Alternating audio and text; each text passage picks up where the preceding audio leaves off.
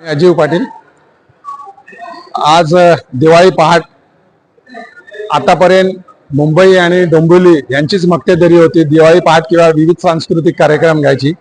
परंतु लोकनेते हितेंद्र ठाकूर यांच्या संकल्पनेतून वसई तालुक्यातनं असेच विविध उपक्रम सांस्कृतिक चालू झाले आणि बघता बघता त्याचं अनुकरण वसईत सगळ्या ठिकाणी होऊ लागलं। आणि एक त्यांचं श्रेय म्हणा का त्यांनी एक लावलेलं रोपटं मोठं होऊ लागलं की दिवाळी पहाट तुम्ही बघितलं असेल की फक्त ठराविक ठिकाणी व्हायची, पण आज वसई तालुक्यामध्ये अनेक ठिकाणी दिवाळी पहाट चालू झाला। अशातलाच हा एक उपक्रम आपली भारतीय संस्कृती सर्वांपर्यंत पोहोचण्यासाठी लहान मुलांपासून ज्येष्ठ नागरिकांपर्यंत सगळ्यांनी अशा या दिवाळी पहाट या कार्यक्रमामध्ये उपक्रमामध्ये भाग घेतला आणि आपले सादरीकरण केलं।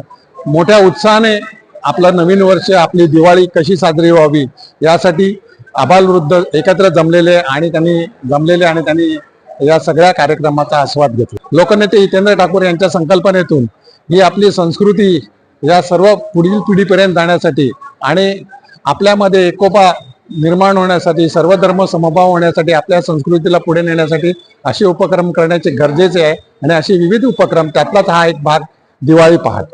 लोकांना काय आवडतं? लोकांना एकच मी सांगेन तर जात धर्म पंथ सोडून आपली संस्कृती कशी पुढे जाईल यासाठी प्रत्येकाने झटायला हवं आणि असे विविध सांस्कृतिक कार्यक्रम ज्याच्यामधनं पुढील पिढीला मार्गदर्शन होईल असे कार्यक्रम करायला हवे। यापुढचं आपलं उद्दिष्ट काय?